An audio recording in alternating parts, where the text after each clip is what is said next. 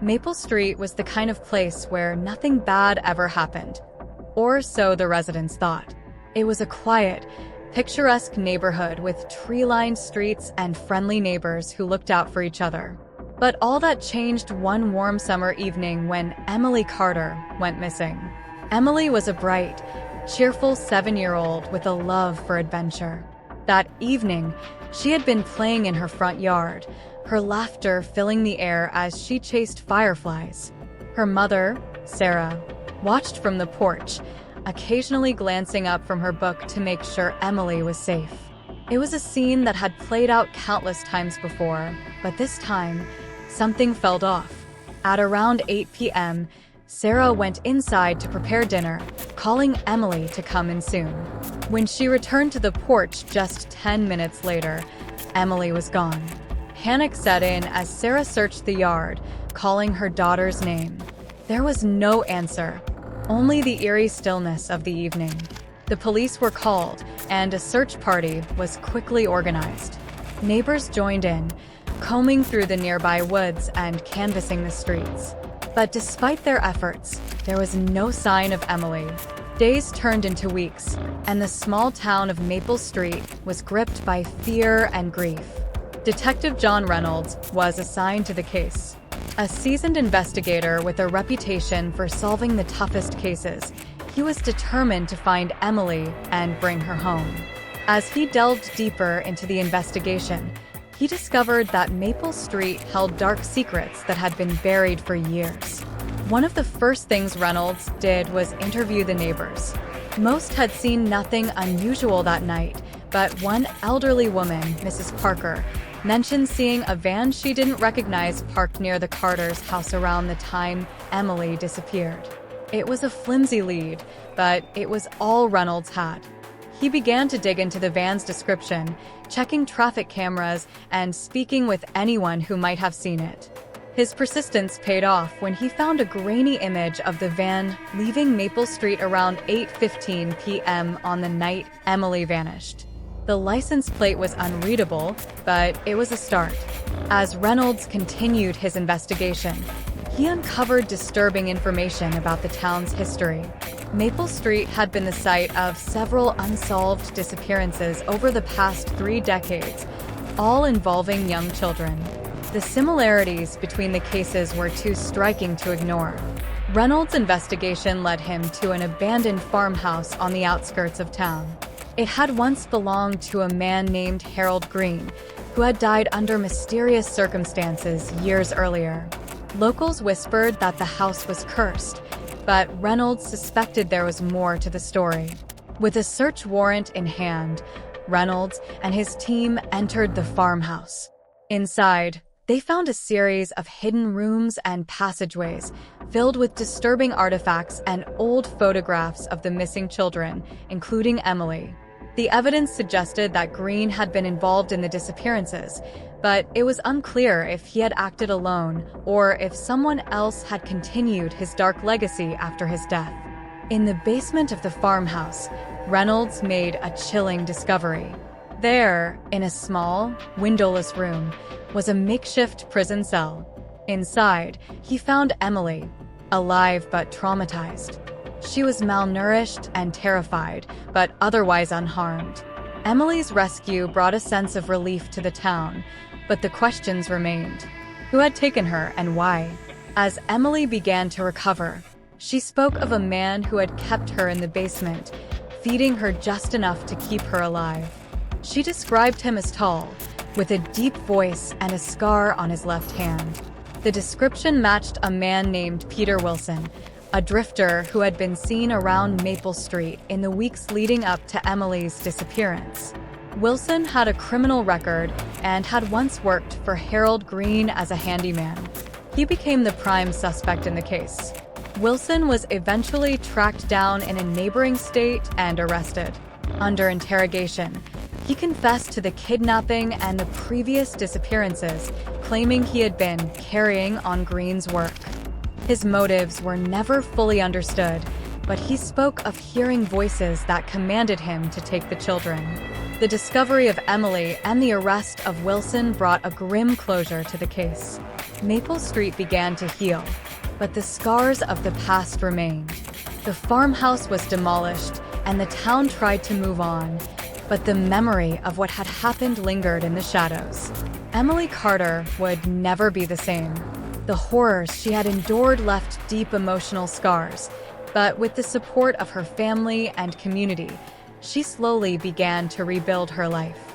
Detective Reynolds, hailed as a hero, continued his work, but the case of Maple Street haunted him, a reminder that even the quietest places can harbor the darkest secrets. Lily Anderson was the kind of person everyone in the small town of Millfield knew and loved. She was a high school senior, known for her kindness, her volunteer work at the local animal shelter, and her bright future. But one evening, all that promise disappeared without a trace. It was a Friday night, and Lily had been out with friends, celebrating their upcoming graduation.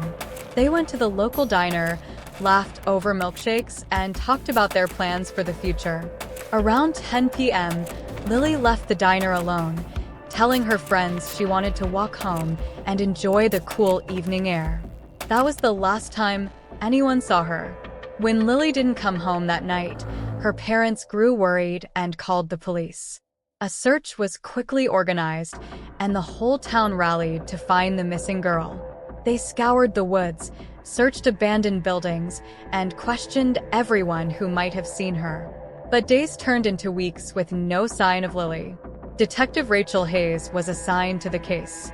A meticulous and determined investigator, Hayes left no stone unturned.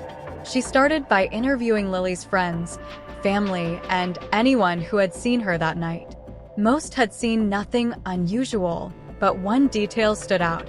A black SUV had been seen following Lily as she left the diner. With this lead, Hayes began to dig deeper. She reviewed traffic camera footage and found a grainy image of the SUV.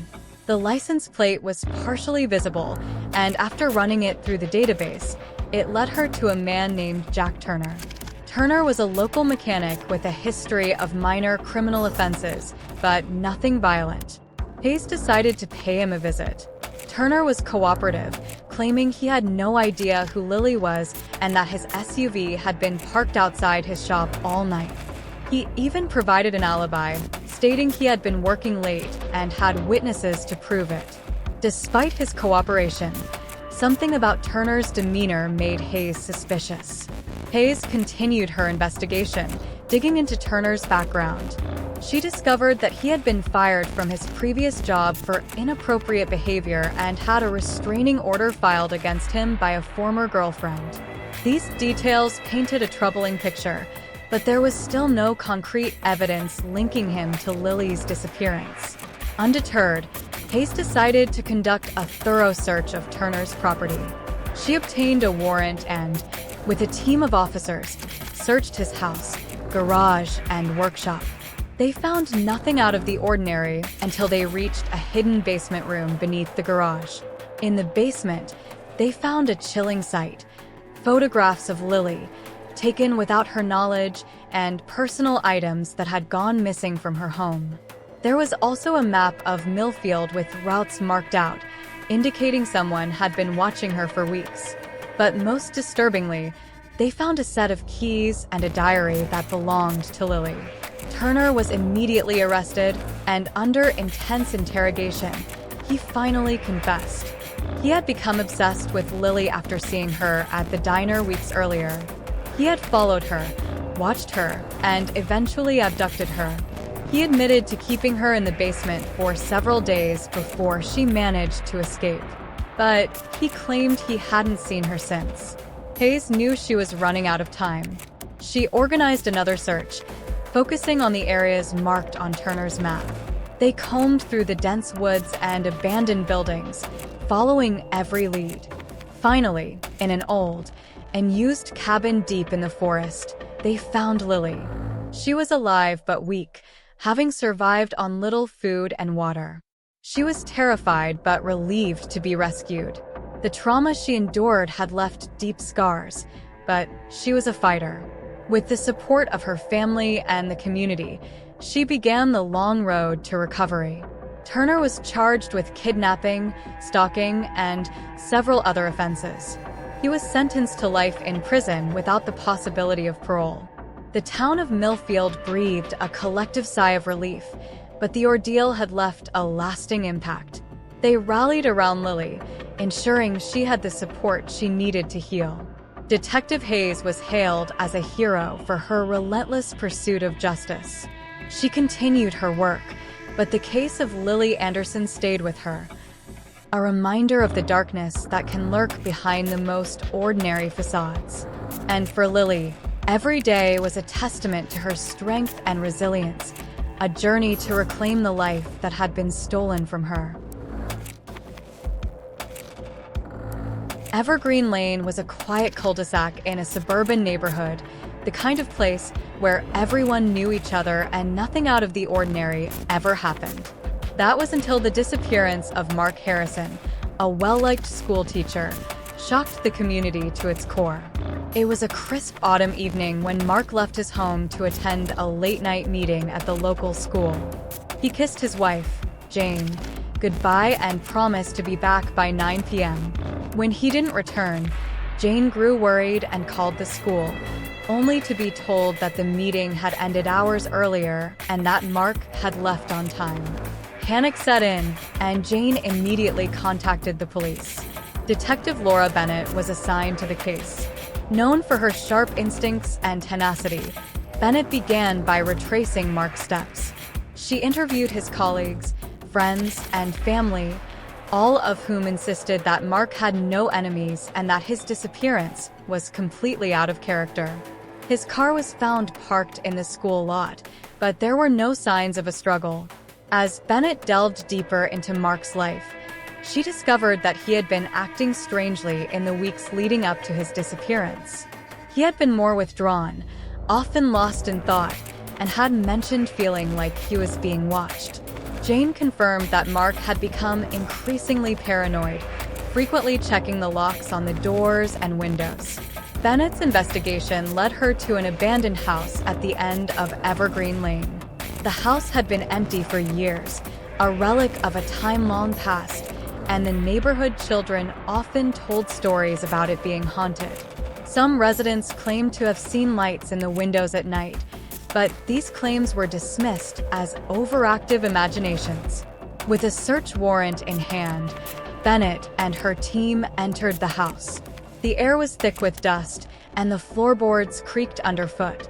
As they moved through the rooms, they found evidence that someone had been living there recently.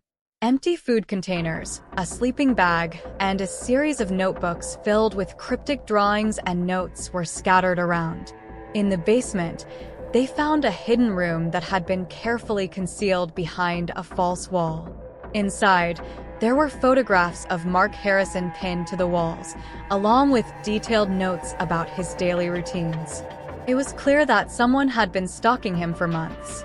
But the most chilling discovery was a series of video recordings showing Mark in various places around the neighborhood, completely unaware that he was being watched. Bennett knew they were dealing with a dangerous and obsessed individual. She intensified her efforts to track down the stalker, focusing on the few clues they had. The notebooks provided some leads, but the writings were erratic and difficult to decipher. However, one recurring name stood out: Ethan. Further investigation revealed that Ethan Collins was a former student of Mark's who had been expelled years earlier for behavioral issues. He had a history of mental illness and had been in and out of psychiatric institutions. Bennett discovered that Ethan had recently been released from a facility and had returned to the area. With this new lead, Bennett launched a manhunt for Ethan. She interviewed his family, who expressed concern about his erratic behavior and mentioned that he had been talking about Mark recently. It was clear that Ethan had developed an unhealthy fixation on his former teacher. The search for Ethan culminated in a tense standoff at an abandoned warehouse on the outskirts of town. Ethan, cornered and desperate, had taken Mark hostage and was threatening to harm him. Bennett and her team managed to negotiate with Ethan, convincing him to release Mark and surrender peacefully. Mark was found in a state of shock but otherwise unharmed. He had been held captive for days, subjected to Ethan's delusional rants and erratic behavior. Ethan was taken into custody and later admitted to a psychiatric facility for long-term treatment. The community of Evergreen Lane was relieved to have Mark back safely, but the ordeal left a lasting impact. The sense of security that had once defined the neighborhood was shattered, replaced by a lingering unease. Mark, though physically unharmed, struggled with the psychological scars of his captivity and the betrayal of a former student he had tried to help.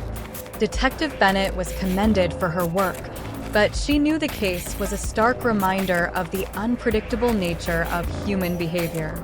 The shadows of Evergreen Lane had revealed a darkness that lurked beneath the surface, reminding everyone that even the most idyllic places can harbor hidden dangers.